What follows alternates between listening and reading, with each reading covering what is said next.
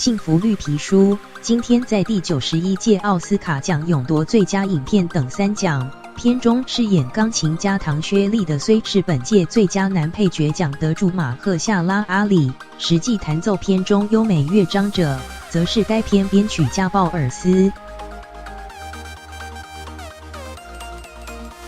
幸福绿皮书 Green Book 今天另获最佳原著剧本奖肯定。本片描述1960年代钢琴家唐薛利 Don Shirley 雇用白人司机兼保镖，到当时种族歧视人生的美国南方巡回演出的真实故事。而担任马赫夏拉阿里 Marshala Ali 双手替身，在片中弹奏出优美乐章者，则是30岁美国加州编曲家兼钢琴家鲍尔斯 Chris Bowers。多媒体新闻好莱坞报道 Hollywood Reporter 指出，鲍尔斯在父母用心栽培下，音乐造诣卓越，进入茱莉亚学院 Juilliard School 深造时，打败其他转学生、大学生或硕士班生，成为当年校方招收的唯一钢琴演奏者。他除了曾前往白宫在奥巴马总统面前演出，也跟肯伊·威斯特、Kanye West、杰斯、Jay-Z 等艺人合作过。他说，跟马赫夏拉阿里合作的头一天，马赫夏拉阿里会坐在钢琴前练音阶，一练就是3小时。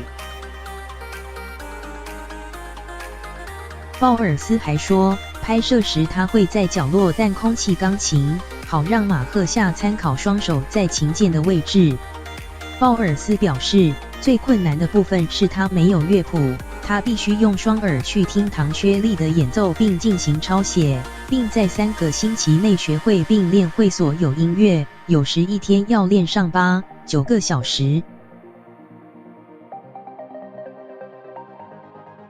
他说，他对这部片的期望是，观众聆听他的演奏之余，仍能体会唐薛利是多么了不起的天才。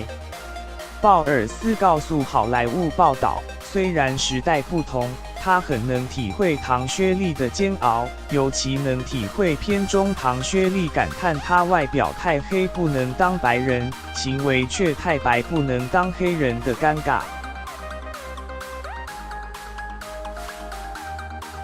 鲍尔斯表示，他长大过程常常被人喊是外黑内白的 Oreo 饼干，两边不是人，因此常常独来独往。